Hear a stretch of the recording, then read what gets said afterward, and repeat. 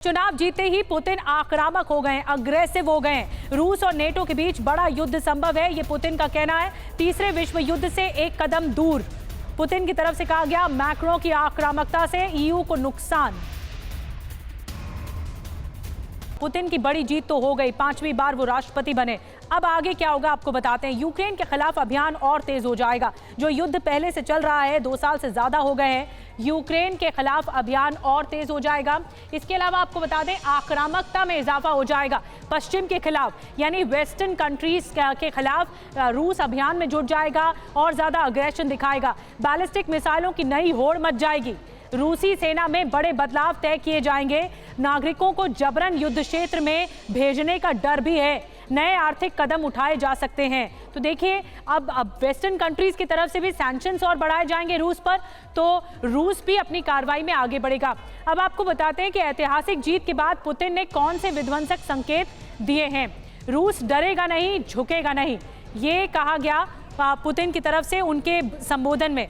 गद्दारों को बिल्कुल नहीं बख्शा जाएगा, ये भी कहा गया पुतिन की ओर से। नेटो से जंग मतलब WW3 जो वर्ल्ड वॉर 3 के संकेत हैं। इस दुनिया में सब संभव है। हथियार उत्पादन और तेज होगा। विरोधी कभी जीत नहीं पाएंगे। राष्ट्रहित में हर कदम उठाएंगे। चीन से दोस्ती स्थिरता का कारक है। आगे सिर्फ चीन से संबंध बढ़ाए जाएंगे। हमेशा से ताइवान चीन का हिस्सा रहा है। माफ कीजिए। और मनीष के पास चलते हैं।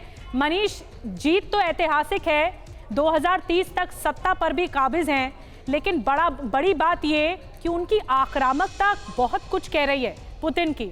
वो ये कह रही है कि क्योंकि वो जीत गए हैं, उनके पास एक वीटो मिल गया है, समर्थन मिल गया है, तो अब वो कुछ भी कर सकते हैं। सब कुछ संभव है।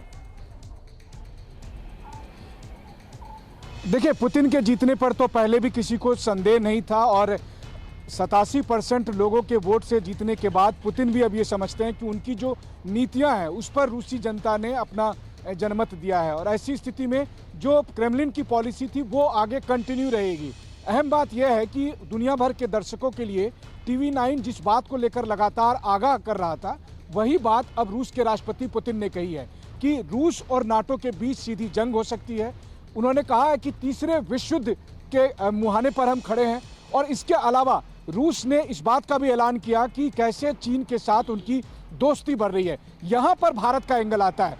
रूस और चीन के बीच बढ़ती दोस्ती का असर भारत और रूस के संबंधों पर ना पड़े, यह भी देखने वाली बात है। लेकिन सबसे बड़ी बात यह है कि अगर फ्रांस के राष्ट्रपति मैक्रॉन लगातार ये बात कहते हैं कि वो यूक्रेन में अपनी सेना भेजेंगे और उसके काउंटर में पुतिन इस तरह की बात करते हैं, तो यानी अगले आने वाले कुछ महीने ऐसे हो सकते हैं जब यूक्रेन की सरजमी पर रूस बनाम फ्रांस की सेना को आप देखेंगे, रूस बनाम नाटो की सेना को देखेंगे और फिर जिस तीसरे विश्व युद्ध की हम सब चाहते हैं कि वो ना हो, लेकिन वो हो जाएगा, ऐसा संभावना और ज्यादा बढ़ जाती है। बिल्कुल मनीष, लेकिन आपने एक संकेत दिए कि भारत के साथ फिर रिश्ते कैसे रहेंगे जब वो चीन को इतना बढ़ावा दे रहे हैं, चीन के बारे में इतनी बात बोल रहे हैं कि उनसे रिश्ते और बढ़ाए जाएंगे, ताइवान को लेकर बयान दे रहे हैं, तो फिर भारत यहाँ पर कहाँ है? भारत के साथ कैसे संबंध सुधारने की कोशिश होगी रशिया की तरफ से?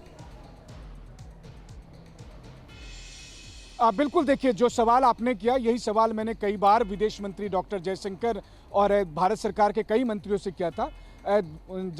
विदेश मंत्री जयशंकर का एक जवाब है जो कि बहुत ही, अगर आप कहें तो संतुलित है, जिसमें वो साफ तौर पर कहते हैं कि अगर आप भारत और रूस के या फिर भारत और सोवियत संघ के संबंधों को देखें तो बीते 70 साल में वो एक जैसा रहा है।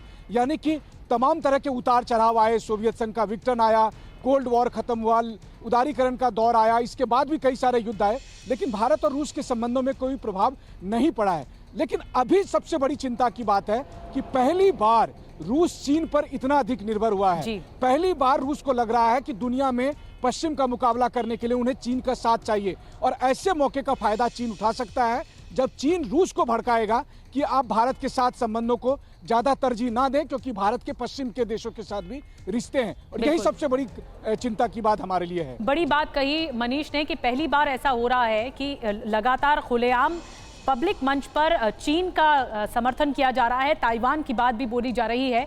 ये पहली बार रूस ऐसा कर रहा है क्योंकि उसे इस बात के लिए आगे बढ़ना है कि वेस्टर्न कंट्रीज से अगर मुकाबला करना है तो फिर चीन को साथ में लेकर चलना होगा। बहुत बहुत शुक्रिया आपका मनीष, ये पूरा बताने के लिए समीकरण कि रूस में व्लादिमीर पुतिन के जीतने के बाद अब आगे क्या होगा।